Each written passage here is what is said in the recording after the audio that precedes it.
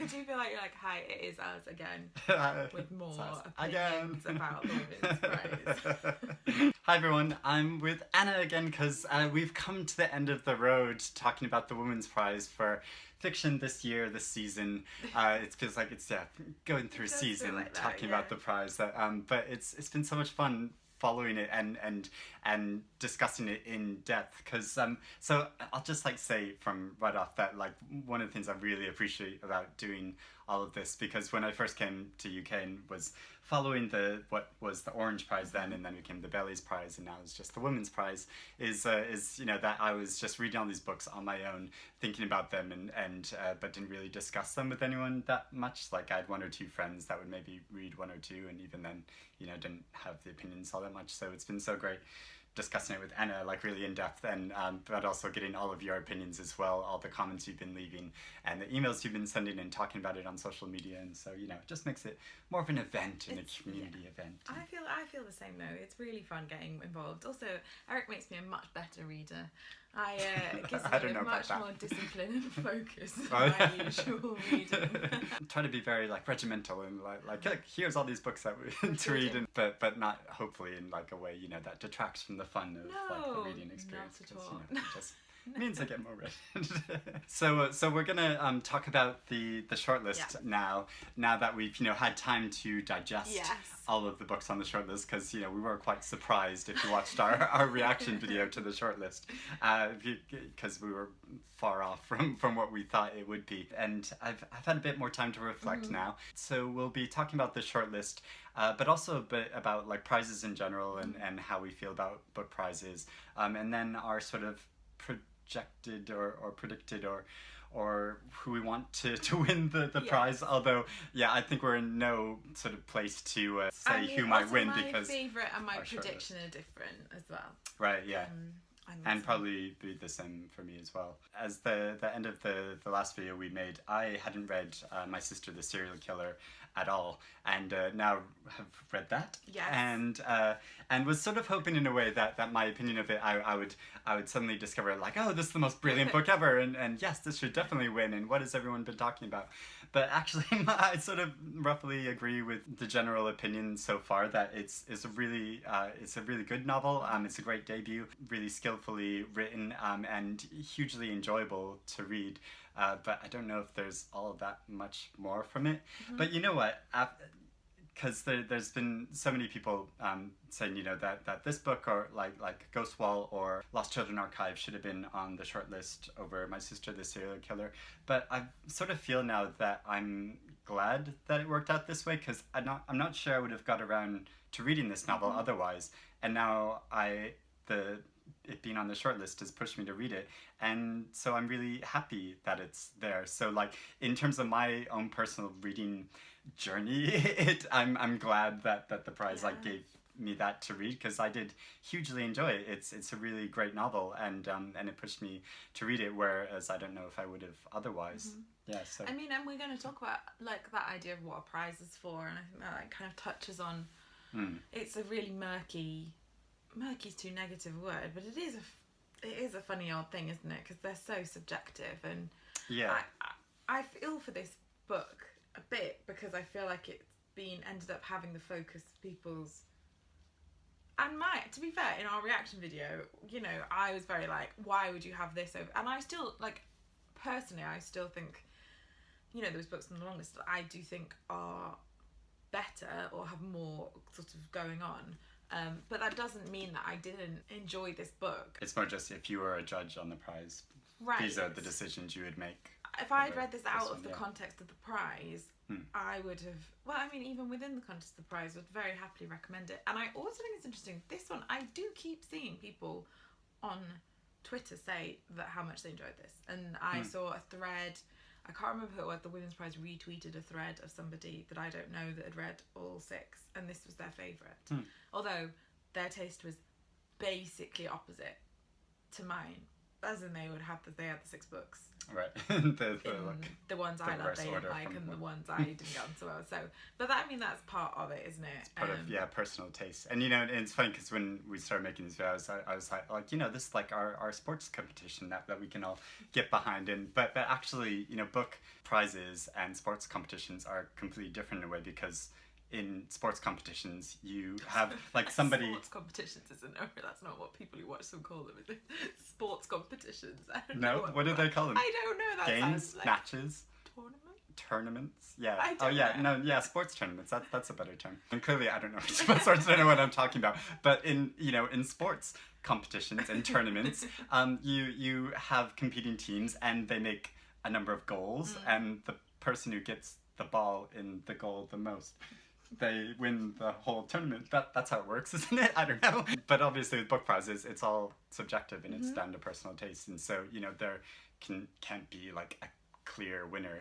We're filming this quite early, so we're a bit... when none of us know anything about sport. It's true. There is a level of, even though there's always the capacity for things, sort of unexpected things happening, on the whole, the best people win, and the point of the competition, the sports competition, is to find the person that is kind of objectively the best, or the team that is objectively best, in a way that you can't really say that about a book prize. I think that this book, lots of people would enjoy reading it, and again, it's just like, oh, what are prizes for? I mean, it's a whole another video, probably, isn't it? A whole other video.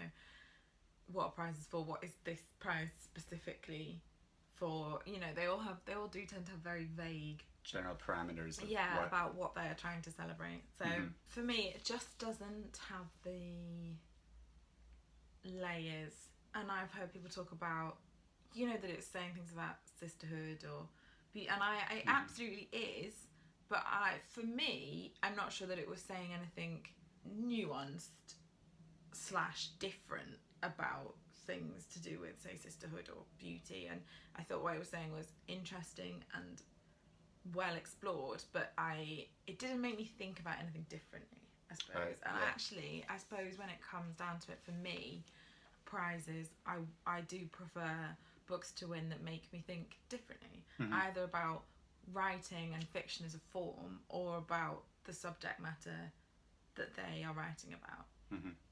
Yeah, and I feel the same way, and had the same general reaction to that. Although I think it's really interesting that because it's on this prize and it's being pitted up against like Madeline Miller's Circe, and you can look at how these two different novels approach this issue of sisterhood with some animosity between it, from like very different ways, and they, even though they're incredibly different novels, and the subjects of those novels, they both have that subject as like a big theme in them, and in a way they take entirely different tacks, because if you look at Circe and the way Madame Miller, there's this animosity between the sisters. One sister is considered more like beautiful and capable, and it's the same thing in My Sister, the Serial Killer.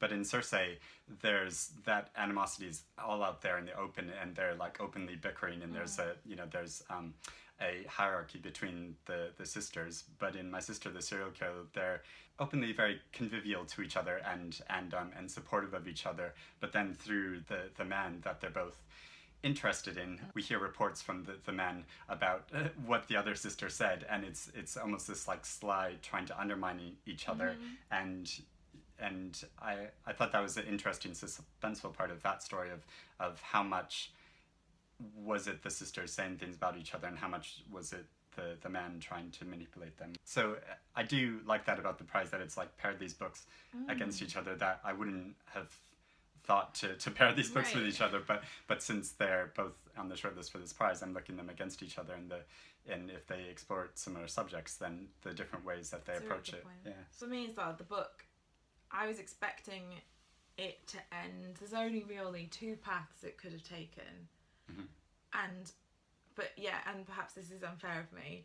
I kind of wanted it to do a different thing that I hadn't thought of, but also obviously with all these books, we're sort of scrutinising them in a way that I would rarely scrutinise a book unless I was writing a sort of full review of it. So I think it's like, yeah, because it does make me wonder sometimes, like well, is it good for books to be on book prizes then? Because then sometimes they get this huge amount of scrutiny and that maybe isn't warranted, because when people do start pitting them against each other, when somebody has a favorite and then they start talking down about another book in a slightly unfair way, and I guess it's just like the nature of competition and stuff that, you know, people want to have a winner. And so whereas, you know, and I've always felt this with book prizes, that like in a large way, like I don't care who wins the prize. It's, you know, it's more about the process and discovering all these books that I haven't, or being pushed to read all these books that I wouldn't have got to otherwise, and, you know, and think about them in a critical way, and then have a open discussion with a large group of people in a way that we don't unless, you know, we have a book club or something, or where there's a forum for everyone to talk about them. Because although obviously no one like loses this, by having a winner of something, there are people that don't win, and I think that inevitably you are harder on the books that are your least favourite, because you're thinking about them winning over something that you prefer. No, as a writer, it's actually kind of terrifying, the idea of having your book subject to that level of scrutiny. Particularly, it's not like I would want my book like dissected in this detail in comparison to like Philip Pullman, you know, like that would be the way. Like, it's horrendous, the thought of that, you know. And but then also that's the nature of these things, and I suppose you get what you hopefully what authors gain from being on the shortlist is worth it. And I guess you also hope that particular books will find an audience that they wouldn't have otherwise. And so, you know, like you said with My Sister the Serial Killer, some people really loved it and might not have found it otherwise. And now, you know, she has sort of an audience that you know, that even if she doesn't win the prize, now she has a sort of bigger, wider audience. So, you know, that is great. And speaking of books that we wouldn't have otherwise read, although not necessarily books that need a bigger audience, I 100% wouldn't have read Milkman if it wasn't on this list. Right. I've talked about, like, I just had this idea in my head that I was going to hate it. Just so funny is, it's a book that I would like recommend to you, because I obviously was just being like it because of the subject matter. Ignorant about it. I thought that there was more explicit sexual assault in it, and I don't know where I'd got that from, but I just had absorbed that incorrectly. The whole stream of consciousness book, particularly from a young woman, I am getting a little fatigued by. Yeah, I think that there's been a lot of them, and the ones like A Girl Is a Half-Formed Thing is extraordinary, and when they work, they can be really exciting and brilliant. But I do feel like I've read a few that I didn't like. Now I'm at the point where it, like, the whole stream of consciousness thing probably would steer me away from a book. Also the Booker, I guess, like, I used to follow that properly and read the whole shortlist, and just I haven't been as excited by it in the last couple of years. So I guess that I was sort of like, I don't necessarily see the winner of the Booker as being automatically something I will like. Also, it's like, everyone knows about it, so what's the point? Anyway, summary is, I was wrong. This was the 16th of the 16 books I read, and it's my favourite. Wow. Not on the long list. Right. Although probably my second favourite after Lost Children Archive. But it's certainly my, spoiler, you know, I've not got to end, but it's my personal favourite on this list. But not necessarily the one I think will win, and equally not necessarily the one I want to win, because it's won the Booker. Right. Yeah. I don't. Does it need to? Yeah, it's my personal favourite in terms of reading experience, but it's not necessarily the one I would. And it's been getting a lot of exposure. It was also most recently, just a couple of days ago, it was on the shortlist for the Rathbones Folio Prize, which is very like ironic in a way, because the Rathbones Folio Prize was started several years ago as a direct yes, of course. response to the Booker Prize by a number of authors who felt the Booker Prize was getting too popular, and so the Rathbones Folio Prize is decided by like a peers of authors and selected by peers of authors, but they picked the book that won the Booker Prize. Right. And I would assume that most of the authors that put it up for this prize wouldn't have read it if it didn't win the Booker. It's not to disparage the specific people or the prize or books, but do we need another hyperliterary prize? But then again, it depends on what our prizes for the industry. Our prizes arguably are for the industry, or are they for I don't know. Different prizes are for different things, I suppose, and some are much more industry focused and about respect and sort of reputation, and some are more about trying to get good books to readers. Yeah. And I think my heart always sort of slightly, much as my personal taste run to sort of literary, my heart sort of always lies the library. My librarian soul is just like I don't know, books that just. Oh yeah, and the prize that really want to engage readers and interested in brilliant. Finding books that they'll just love reading. Yeah. Like that is I think that's a good thing. But yeah, anyway, I love this basically. I thought it was extraordinary.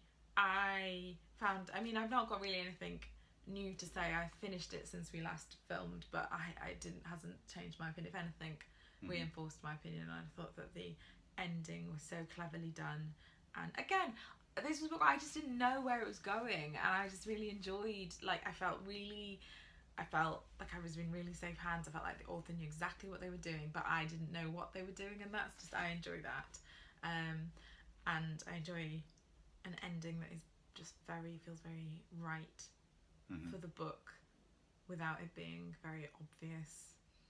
I just thought the language in it was extraordinary. I got so many sentences underlined. Yeah. And it's got there are this whole like sentences, I could just pick out because they're so like meaty. There's so much to like unpack from them and think it's about. So funny and cleverly put. Wise and so good on like that young womanness, and it's an easy comparison, but it did remind me at times of A Girl Is a Half-Formed Thing, and just that it just manages to get to the heart of certain experiences, and the way she writes it almost like a fable with the characters not having their personal names. Everyone's called like maybe boyfriend or mother, and I was just delighted by it as I was reading it. Just that's the best way to describe it. I was just delighted by it constantly.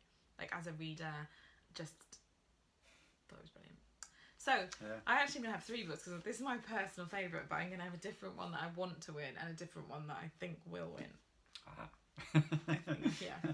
Lots of layers. Okay. So that's Milkman. Okay.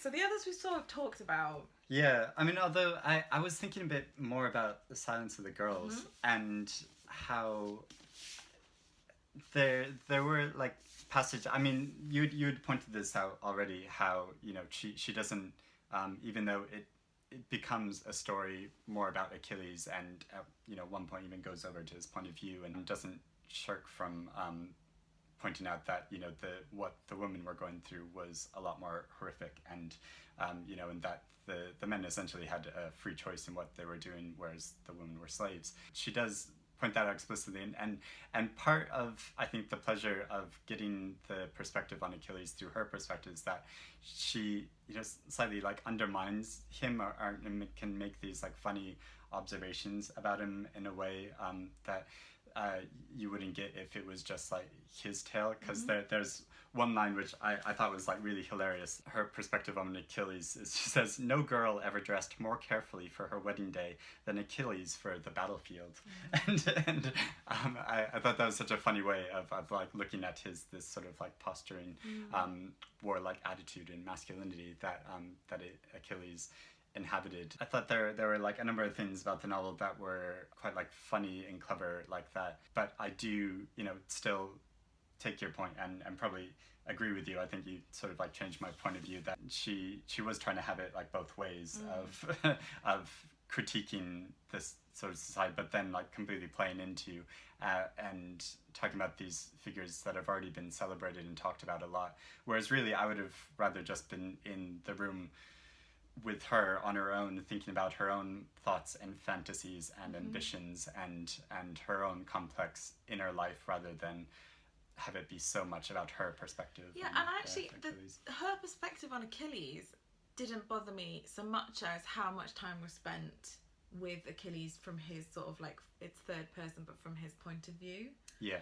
And I think I could have just done with less of that. Like, it wasn't that I needed sort of Achilles excised from the narrative, and I agree that her perspective on him is really interesting. And again, I don't want to be a broken record, but I'm just like so influenced by having read 1,000 Ships. Mm-hmm. Like, I really do think that has massively impacted my reading of it.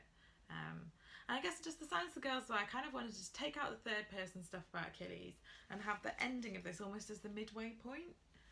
And what happened next, and she says that she's going to tell her own story, and I kind of just want to know what that is. And again, it's not to say that I think I sound like I hate the whole book, which is not the case at all. I just became increasingly frustrated by the focus on Achilles and trying to have it both ways. I think that she's very good on masculinity and interesting on masculinity, and that's kind of her jam, isn't it, with her previous books. And I almost sort of wish that maybe instead of like taking Achilles out, maybe she should have just written, it almost feels a bit like she kind of just wanted to write a novel about Achilles.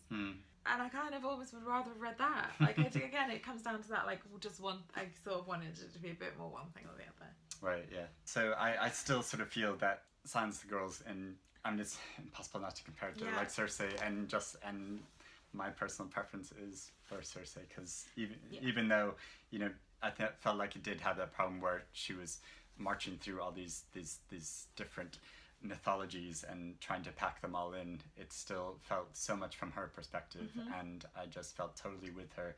And it's so fascinating. I mean, maybe she could have done this in a bit better way, but looking at a personality over hundreds of years who's like changed over that time, rather than just the confines of like one lifetime of somebody who's effectively lived several lives and changed a lot over that time to show this evolution of personality. It's such a different way of thinking about character. And although actually with both, I was thinking with both Circe and Silence of the Girls, how there can be interesting, because even though they're rooted, you know, in this Greek mythology, how both of them do have a lot of relevance to our current time period. Like in Silence of the Girls, how she was talking about Helen of Troy and how she was this reviled figure and blamed for starting the war, how she was so besmirched and disparaged, and you know, and how that has a lot of parallels with like the world today, when a woman gets caught up in a public scandal, especially with like a politician or something,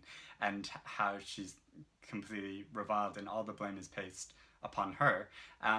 But at the same time, and Pat Barker talks about this in the book, about how people sort of admire her or are fascinated by her at the same time, as well as reviling her and wanting to imitate her fashion, or want to know all the gossip about what she's doing, and have this like intense interest in her. So she is the sort of like Monica Lewinsky or type character or person. I mean, that female celebrities generally, I think that it says a lot that people really take against female celebrities in the way that they just like, I just don't like her.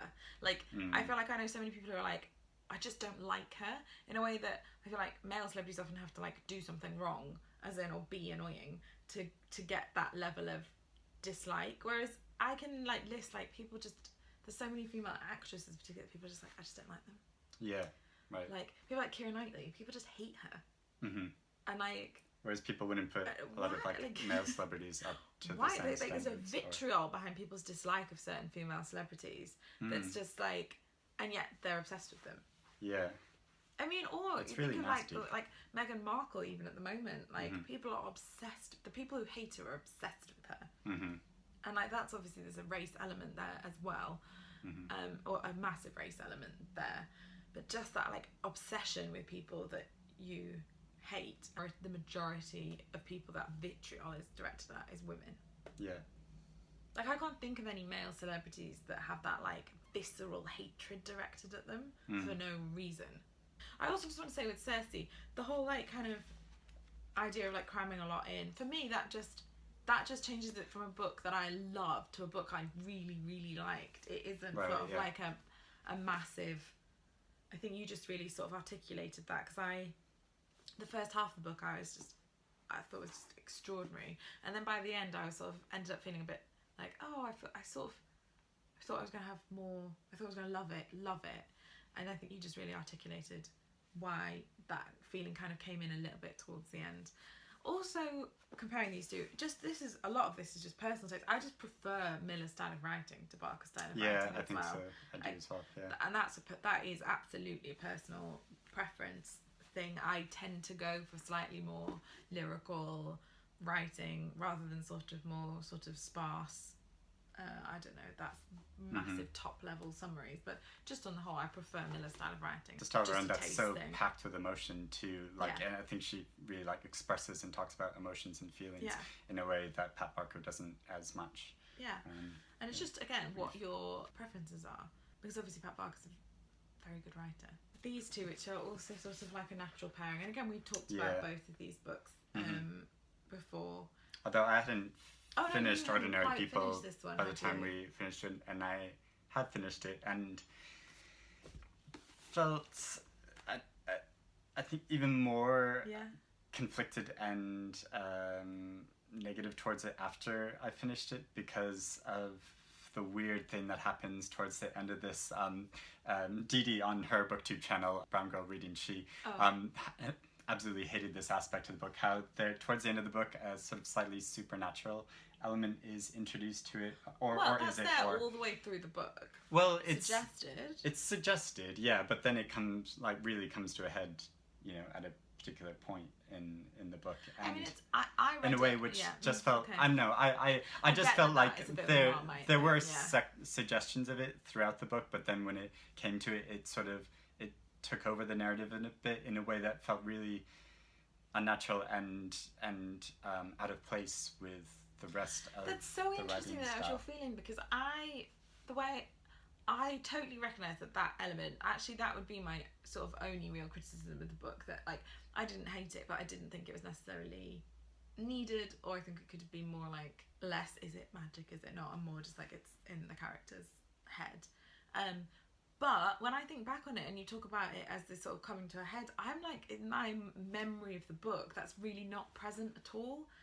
When I think about, it's just interesting the way how we see a book as a whole, isn't it? And what we sort of remember, because I have really vivid pictures and memories of specific bits of this book, particularly at the end. And that whole, I'm struggling to remember sort of how that narrative strand kind of comes to an end. I can't even really remember how that's wrapped up, in a way that the kind of more personal stuff I can remember in quite a lot of detail, and can picture the end scene in particular is very vivid in my head.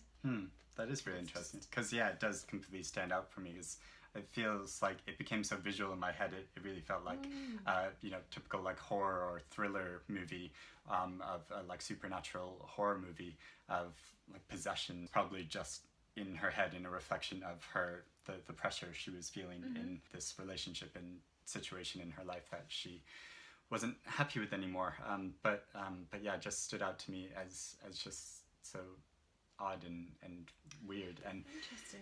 And just the overall, I mean, I think you have very different feelings about this, but the overall message of the book, where it just came across to me, I don't think she was making this as a statement or pronouncement, but just the way it was reflected in the relationships and lives of our characters, it made it seem like she was saying that relationships and having children are untenable things, and you can only have one or the other, because the two main couples in the story, they really struggle so much with raising their children as well as maintaining a happy, healthy relationship, which is totally, it's valid, and a lot of people have those experiences, and she really sympathetically portrays all these struggles that they're going through, but at the same time, just because these are the only characters she's presenting, it feels like a very enclosed worldview that's not showing many other options. I guess I really didn't feel that. I really felt she wasn't saying that these things weren't tenable. I think she was saying that these things are difficult to grapple with, and it's such a, because you say it's such a small focus, it's two couples so exploring, and also it's kind of thing that's kind of what the book is about, and what happens when you aren't, where either you aren't honest about what you want, or you can't can't articulate that, or you're with someone who can't understand it, or when you grow to sort of want different things. And I for me, I didn't feel that at all. I felt like it was, I guess also I just felt like it was a character study about 4 people, mainly 2 people. And I didn't think that she was trying to kind of say she wasn't trying to say that everyone will feel that, but that's what these people feel, and it felt so desperately real and vivid to me. But I also ultimately found it like a really hopeful book about that if once, like, it's absolutely terrifying, but ultimately very freeing to work out what you want or don't want and try and work towards that. I think it was mainly because they're like, it got to a point where she actually said, a character says in the books, relationships and children simply don't belong in the same place. Yeah, but I mean, like that's what those characters do feel because of their experiences. It's difficult, isn't it, with fiction, because, you know, that author isn't necessarily saying that that's what they think. Just because the character says it doesn't mean that that's what the author thinks or is trying to say. Hard to sift through, like, the subjective versus the and I also think that relationships and kids, I don't have kids, so, like, I also feel like I'm, like, neither talking do I, hypothetically and through watching other people. But, like, it is, you know, famously really difficult. Of course, yeah. I like, genuinely find the idea of having, this is a bit personal perhaps, but it's something I really find scary about the idea of having children as a woman, like, having to forego my identity pre-children. You see so many women who just become a mother. And, like, I think, you know, there's a bit in the book where that one couple is contemplating, both of them separately contemplating what would happen, what their lives would look like if they split up. And the man is able to be like, well, you know, I'd go and get a flat and I'd have the kids on the weekend, and having the kids and being a parent doesn't fundamentally actually alter that much about, he has all these options, whereas for her, she now has these kids and it's assumed that she would look after them. And just that idea that, like, you know, men are kind of praised for looking after their own children, whereas women are criticised for doing anything wrong, even though they have to, on the most part, just pick up so much of the day-to-day grunt work. And even outside of kids, it's that whole thing of emotional labour and how much of just day-to-day life women are expected to just pick up and deal with. And I think that, like, that is something that's genuinely scary for me at a juncture in my life where I'm, like, thinking about having children. Like, am I willing to, like, have that risk? And I went to see Amelia again last night, for the 5th time.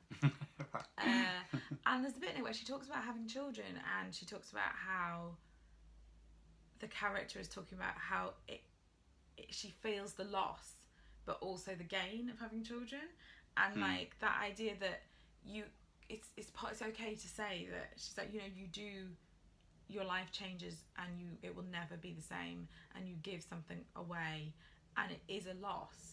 And it's worth it if you want to do it, but it is still, there is an element of loss. And I found this book, I think, partly just really refreshing for, like, tackling all of that stuff that I think about and worry about. And even though it perhaps comes down in a fairly, like, not bleak, but, like, it doesn't sort of say, like, you'll be fine, it'll work itself out. I just really found it very, like, refreshing and openness to just discussing those issues.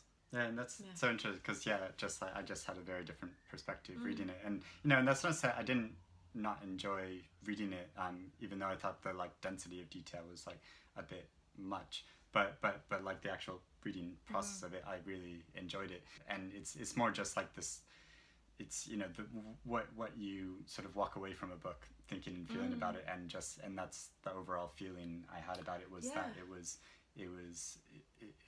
which is totally valid, of course. Yeah, like, it's just, that's, I don't think that you, like, got it wrong. No. Like, no.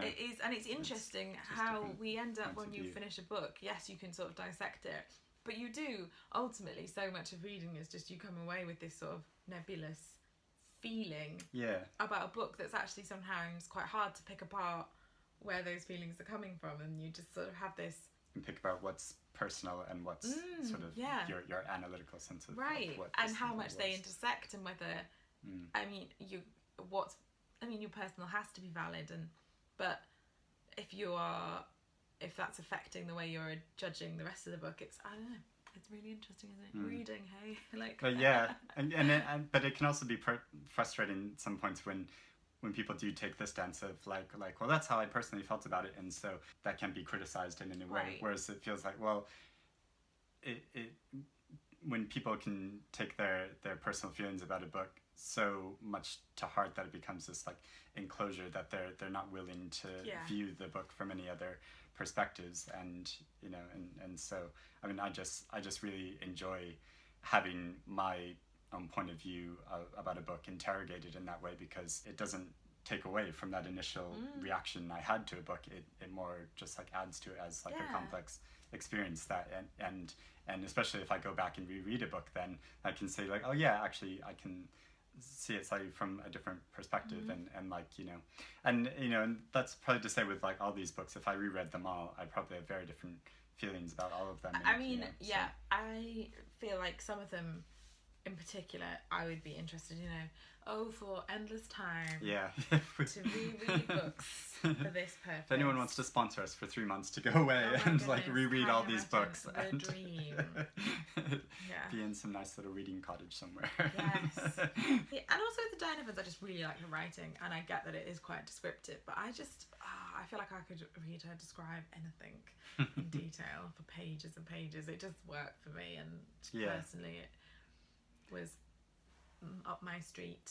And we talk about you were sort of questioning the how it's made a claim on the front of the book that it's like a very funny novel, and whereas I mean it is a very melancholy novel, but I think there's a lot of humor in that's a very sort of bleak sort of humor, and there's one moment I really liked where she was talking on the phone with her mother, and her mother was just going on, and she was talking about she was sort of thinking at the same time this process that she was trapped and going down into this dungeon deeper and deeper, and it just like emulated this feeling of how and obviously it's lovely to talk to your parents sometimes, but sometimes when you talk to your parents they can go on, and you're just feeling like I'm trapped here. I'm just doing the obligatory thing of like I'm talking to my parents because I should be, but really I want to be going off and doing this thing, and there's these moments where she can point those things out in a very sort of bleakly humorous way.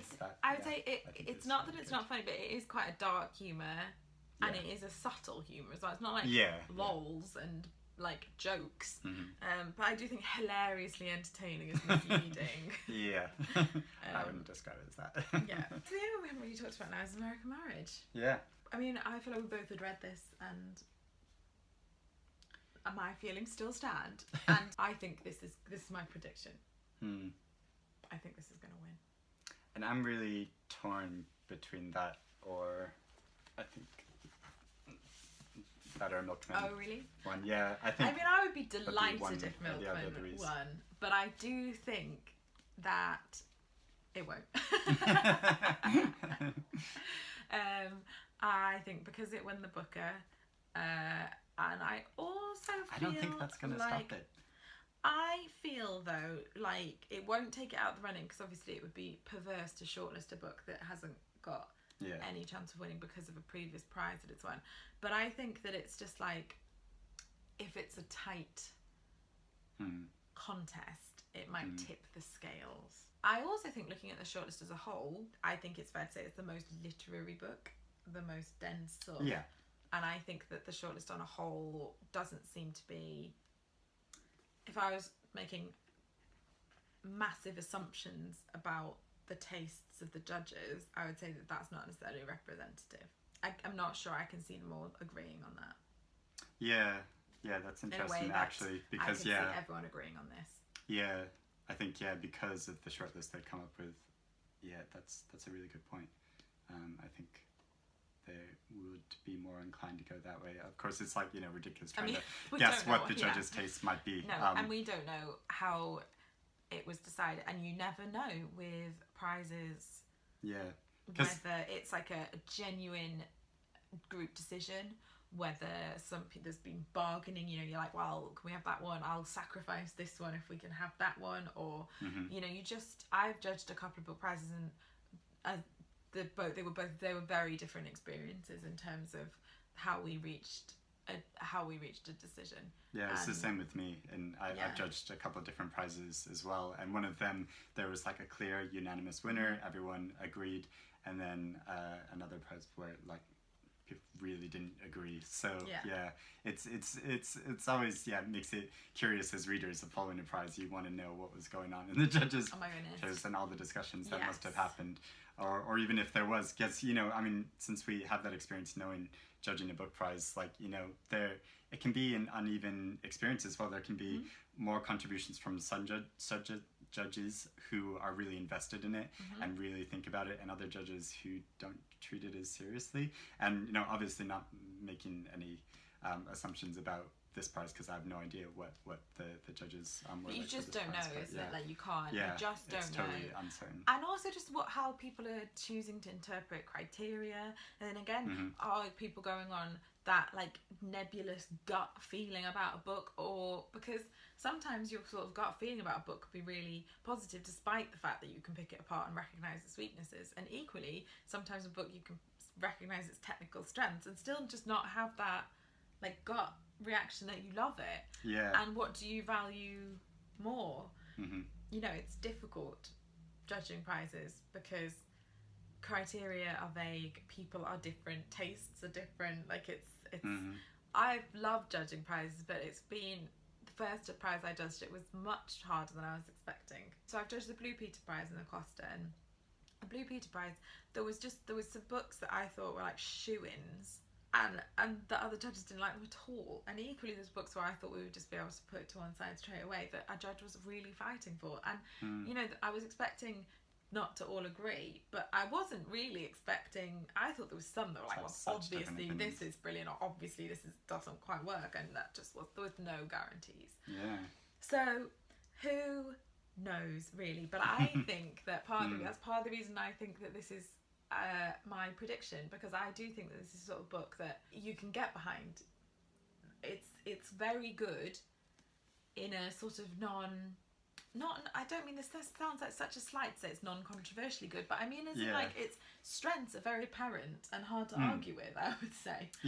Which is maybe why we haven't talked about it as much, because like we both agree, I think generally that it's very good. It's really well done. It's very well, it's interesting, it's well executed, it's timely, it's just very good. It's surprising. It's a good story. It like kept me gripped throughout. I was wondering what was going to happen, where the relationship was going to go. It's very readable, but also grappling with big ideas and makes you think about a lot of things. It's got fascinating characters that are interesting and flawed, but you're rooting for them. It's a really good book, and I think that it does that. It's technically very assured, but also I could see it getting a wide readership and a lot of people getting something from it.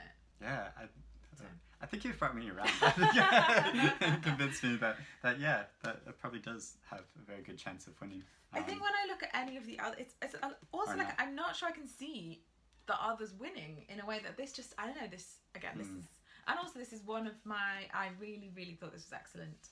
One of my, when we were reading the long list, this was on my personal shortlist, definitely one of my favourites, and I'd be very, very happy to see this win. Maybe Oprah will come, or Obama, to support the book. If only. That's how it works, right? Everyone who's given a blurb has to come. That should be the obligation. That'd be amazing. But I still sort of feel just like, I don't know, personally, my personal favourite, like I don't think it's going to win, but probably my personal favourite on the list is still Circe. And again, has that gut reaction feeling to reading a book that I really liked it, and I would not be mad at it winning at all. Again, like these 4 books were on my personal shortlist from the long list, and I would be very happy to see any of them win. But I think this is my personal favourite. But again, even though I don't necessarily want it to win, just because it'd be nice to see something. And this is a bit of a funny one though, because it's been so successful in America that it's not like it. I'm like the idea of needing it, which whether you take that into consideration, but it's only just come out here and hasn't, it's just really new here. So it'll get a much bigger UK audience. Also, I don't think this will win, but again, Do you know, I know any of these four, I would be very happy. I like genuinely would be happy to see win. Madeline Miller has won the prize before, but I actually think winning this prize before is less of a balance tipper than the Booker, because it's like, it's this prize, and it's sort of like there's a level of like history to someone winning the prize twice. Do you know what I mean? I feel like I feel like winning the Booker might tip the scales in a negative way for Milkman, whereas for this, I think it sort of neutralises itself out, because it's sort of the story of it is as interesting as sort of not. So I don't think it takes it out of the running. Also, talking about continuity and like past winners and past. A little thing I liked about My Sister the Serial Killer was at the end in the acknowledgements that she acknowledges Eobami Adebayo, who a couple of years ago was shortlisted for her novel Stay With Me, and quite a few people wanted that book to win the Women's Prize, and I just always think that's like a bit nice if there's like a continuity from author to author, like with Naomi Alderman when she thanked Margaret Atwood because she was actually a tutor of hers, and so so I just like when there's this sort of feeling of sort of passing on. But think about of like past winners and what book would. I don't know if that's something that the judges would think about either, of like of does this book sort of stay in line with those past winners. And I mean, I feel like a lot of people have been talking about Pot Barker as like she's due a big prize, right? Which that I don't like that really. Like, it's not a lifetime achievement. And she has won the Booker before, hasn't she? It's not like she's hasn't been lauded. No. Before, well, she has a CBE for services to literature. She's won the Guardian Fiction Prize and the Booker. So she's fine. And I like to think that the judges would never be like, well, she hasn't won the Women's Prize before. Like, so this isn't. Reason to give it's it not to like somebody. a I prize haven't for won a the Women's Prize before either, so like, give it to me because I haven't had it yet. So there we go. Yeah. Another year. So the party is in the ceremony. Obviously, I'm going to celebrate literature, not for the party. No. Obviously. Not for the cocktails. Can't come. No, I'm not going to go to the party this year. I'm going to be out of the country, which I'm so sad about. But I'll have some champagne for you. Yeah, you make that sacrifice. So the winner will be announced on June 5th. Yes. And we'll I'm find sure out. That you'll be poised. I'll be online, following it all the way when I'm in Latvia. I'll be in Latvia following this online. Like probably, I guess it'll be almost the middle of the night there. I will probably do like an Instagram live video for the actual winners announcement. If you want to watch that, I'll probably do that on my Instagram on the evening. I'll tune into that. Yeah, so you can see all the speeches and who wins live. Cool. It's almost quite nice it being a year when I don't have like sometimes when there's one book that just like means so much to you and you really want it to win, like this has to win. It's very stressful and you get very personally invested in. Whereas I am interested and I'm not quite so. I'm not gonna be heartbroken if one particular book doesn't win. Yeah, and like you said, you have like 4 books you love, so. Yeah, and equally, I think almost like even though these two I wouldn't be winners for me, I think I'd also probably prefer this to win, because this made me cross. Right. And also, I mean, we've talked about this previous years about how much the Women's Prize is supposed to be like. It's a prize for books by women. There's a bit of me that even though it's not an explicit criteria, a book that I feel like the way it fell down was how it did it by its female characters would be a bit frustrating for me to win the Women's Prize. Yeah. Because its weakness for me is the way it looks after its women and the way it centres its male narrative. And so for it'd that be very specific ironic. weakness, it would be a bit frustrating, I think, for it to win the Women's Prize. Even though, that's not its explicit purpose. It's not books about women.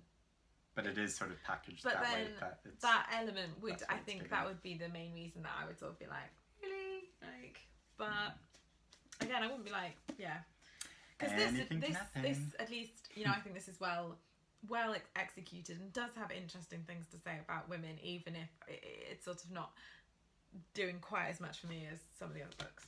Yeah, Fair enough. So, but we shall see. It'll be exciting to see. Yeah, but let us know what you think. Comment below and get in touch with us. And yeah, because really interested in your point of view. And if you have any strong, do you have any big gut reactions? Like I really really want this to win. Yeah, let us know about that. It'd be interesting to put your vote. It'd be interesting to try and assess if there's what kind of people have been following along with this, what your vote is. If you kind of put a specific book that you think is going to win, and we can see if there's any general consensus lines up with the actual winner. Yeah, that'll be interesting. Amazing. Great. Right. So thank you. Until next year. Yeah, until next year. Thank you if you've watched all of these videos and thank commented you and joined in and. Yeah, like I said, I really appreciate all the interaction and just makes it a much more fun book clubby type feel experience. So yeah, it's great. But yeah, thank you very much for making all these videos with me too. I really appreciate it. But yeah, thank you. It's always a pleasure.